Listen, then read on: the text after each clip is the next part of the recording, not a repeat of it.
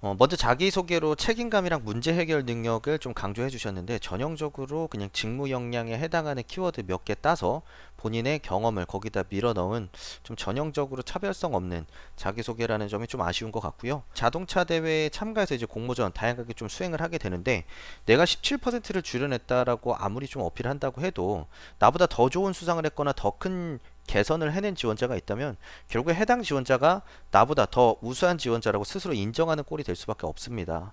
그렇기 때문에 이런 식으로 내가 몇 프로를 줄여냈다라고 얘기할 게 아니라, 나는 뭔가 하나 궁금한 게 생기면 끝까지 그 내용을 확인해서 파고들고 좀 이해도를 높이려고 노력하는 사람이다. 공정에서 근무할 때 이런 부분 이해가 되지 않아서 논문 찾아봤고 밤새 이렇게 살펴봤더니 이런 부분에 저런 부분에 이해도를 높일 수 있었다. 앞으로도 모르는 게 나왔을 때 그냥 넘어가지 않고 계속해서 탐구하고 실력을 키워나갈 수 있는 지원자 되겠다. 뭐 이런 식으로만 했었어도 훨씬 좋지 않았을까라는 생각이 좀 듭니다. 그리고 뒷부분에 보시면 생산기술 직무는 다양한 유관부서와 협업이 중요하고 이런 부분 신경 쓰는 엔지니어가 되겠다라고 좀 강조를 하셨는데, 본문에는 지금 보시면 협업과 관련된 어떤 내용도 없습니다.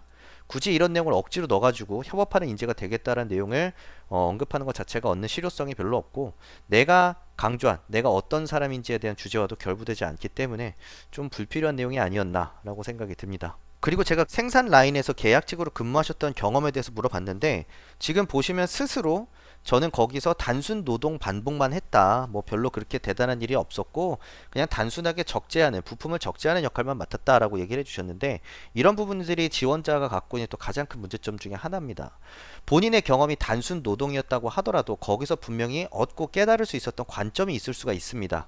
예를 들면 부품을 적재하는 데 있어서도 문제가 생길 수 있고, 매뉴얼이 있는데도 거기 계신 작업자분들이 작업지를 제대로 따르지 않아서 문제가 생길 수도 있으며, 나는 단순한 업무를 맡았지만 이런 다양한 어떤 관점과 그 생산 라인에서의 업무의 특성, 중요성에 대한 부분을 좀 뭐 두루 깨달을 수 있는 좋은 기회였다.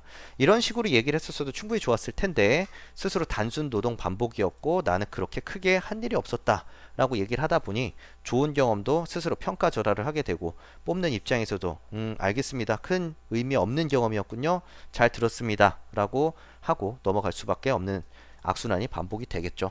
그래서 지금 보시면 현장 경험을 본인이 부족하다고 판단을 했고, 그로 현장 경험을 쌓았다고 얘기를 했는데, 정작 현장 경험을 통해 키운 건 빠른 적응력밖에 없다라고 얘기를 하고 있습니다. 여전히 내가 맡았던 건 단순 노동이라고 얘기를 하고 있고, 그 생산 라인에서 배웠던 그런 좋은 교훈들, 관점들, 지식들 하나도 얘기하지 않고 그냥 난 빨리 적응할 수 있는 사람이다 라는 것만 단편적으로 강조하고 있기 때문에 지원자가 갖는 경험의 의미 자체가 듣는 입장에서 크게 없게 들릴 수밖에 없습니다.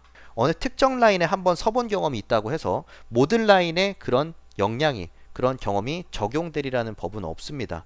그렇기 때문에 경험 자체를 어필할 게 아니라 경험을 통해 각자가 갖게 된 어떤 인사이트, 직무적 관점 같은 것들을 드러내서 이런 것들이 내가 경험을 통해 갖게 된 것이고 이게 내가 앞으로 업무를 잘 해내는 데 있어서 되게 중요한 요인이다 라는 식으로 방향성을 잡고 답변을 끌어갔었어야 됩니다.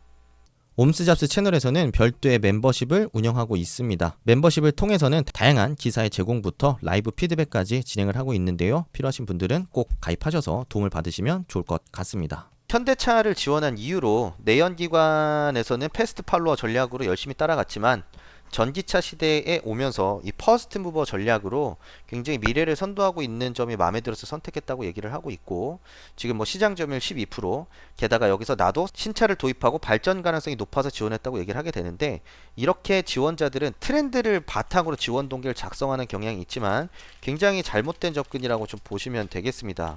무슨 의미냐면, 사실은 지금 현대차에서 전기차 생산량을 늘리고 있는 건 맞긴 하지만 그럼에도 불구하고 아직 10% 내외 정도 수준밖에 되지 않을 겁니다. 그 말인즉슨 나머지는 여전히 내연기관 차를 집중해서 만들고 있고, 정의선 회장님께서도 2030년까지 지속적으로 수십조 원의 금액을 내연기관차에 투자하겠다라는 발표도 한 바 있습니다. 무슨 의미냐면 전기차 때문에 현대차에 지원했다가 아니라 자동차라는 이 제품이 우리 삶에 주는 변화, 의미가 무엇인지에 대해서 내가 굉장히 깊이 공감을 했고, 이런 부분이 마음에 들었기 때문에 패스트 팔로워든 퍼스트 무버든 현대차와 함께 그런 미래를 그려 나가고 싶었다라고 얘기를 하게 되는 게 올바른 방향성인 거고, 다만 트렌드 측면에서는 전기차 트렌드 가속화에 따라서 내가 생산적인 측면에서의 어떤 고민들을, 변화들을 좀 제대로 수행해내기 위해서 무슨 준비를 해나갈 것인지에 대한 방향성을 제시할 때 그런 트렌드에 대한 이해가 중요할 수 있습니다.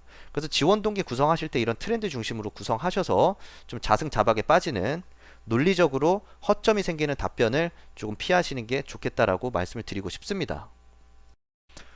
지원자께서 지금 기계공학과 출신으로서 기계공학과 입학할 때부터 현대차를 정말 최고의 목표로 두고 열심히 학교를 다녔다라고 얘기를 했습니다. 근데 문제는 뭐냐면 기계공학과 출신 대부분의 학생들이 아마 비슷한 목표와 꿈을 갖고 지금까지 대학교 생활을 하지 않았겠냐, 대학 생활을 하고 다양한 공모전에 참여하고 공부를 하지 않았겠냐라는 겁니다. 무슨 의미냐면 제가 정말 현대차에 오고 싶었습니다. 저는 꾸준하게 정말 현대차에서 일하는 꿈을 꿔왔습니다라는 말 자체가 큰 의미가 없다라는 의미입니다. 뽑는 입장에서는 자동차라는 어떤 제품에 대한 이해도가 높은 사람, 자동차가 왜 필요한지, 어떤 성능을 개선해야 되는지, 그리고 미래 자동차는 어떤 요건들을 충족시킨 자동차여야 되는지에 대해서 하나라도 더 디테일하게 잘 알고 있고, 어떤 일을 어떻게 해나가고자 하는지에 대한 명확한 방향성과 비전이 중요한 것이지, 내가 기계공학과이기 때문에 자동차를 좋아한다라는 이런 단순한 논리로 지원 동기나 내가 적합한 사유를 자꾸 얘기를 하게 된다면 듣는 입장에서는 지원자의 이해 수준도 낮고 설득력도 떨어진다라고 그냥 쉽게 판단을 할 수밖에 없습니다. 자, 여기서 지원자들 대비 갖는 차별점으로 대인관계 능력을 얘기했고, 그에 대한 근거로 대회 2번, 8번의 대회 활동을 참가하면서 소통하고 프로젝트를 했다라고 얘기를 하고 있습니다. 그렇다고 한다면 제가 한번 이렇게 사례를 들어보겠습니다. 한 20회 이상의 대외 활동과 봉사 활동에 참여했다고 한다면 그 사람은 소통을 잘하고 리더십이 뛰어난 건가요? 8번의 조모임을 이끌고 2번의 학회를 이끌었다고 한들 독불장군이었을 수도 있는 건데, 여러분들은 자꾸 이렇게 수치적으로 몇 번의 활동을 하면서 협업 정신을 키웠다, 몇 번의 활동을 통해 소통의 중요성을 깨달았다고 하지만 그 소통의 중요성이 무엇인지, 협업을 하는 데 있어서 필요한 요소와 어떤 가치가 무엇인지에 대한 생각은 하나도 얘기하지 않은 상태에서 그냥 이렇게 많은 활동을 했으니까 난 협업을 잘할 것이다 라는 식의 논리 없는 주장과 역량 제시를 너무 쉽게 하는 경향이 있습니다. 때문에 만약에 이런 대인관계 능력이나 뭐 소통에 대한 얘기를 한다고 하더라도 본인이 갖고 있는 노하우를 중심으로 답변을 하는 게 훨씬 더 설득력 있는 답변을 만들 수 있는 방법입니다. 예를 들면 저는 사람의 마음을 얻는 방법을 잘 알고 있다. 사람들의 마음을 얻는 것은 업무의 추진력을 높이고 저한테 업무적 도움을 요청하고 구하는 데 있어서 분명히 더 빠른 협업을 달성하는 시작점이 될 수 있다고 생각하기 때문입니다. 라는 식으로 본인이 갖고 있는 그 대인관계 소통의 정체성이 무엇인지를 명확하게 부각시키고, 그러면서 관련된 사례를 제시했을 때 그 설득력이라는 게 생길 수 있는 겁니다. 자, 이런 측면에서 지금까지 내가 준비한 것들이 좀 너무 잘못된 방향으로 준비되지는 않았는지 다시 한번 생각해 볼 필요가 있겠습니다. 여러분들도 충분히 할 수 있습니다. 탄탄하게 기본기부터 갖추고자 하시는 분들, 스펙을 뛰어넘는 면접의 기술, 그리고 스펙을 뛰어넘는 자소서 통해서 기본 개념 확실하게 다져주시고요. 오늘 영상 도움이 되셨다면 좋아요, 구독, 알림 설정 꼭 부탁드리겠습니다. 감사합니다. 오음수였습니다.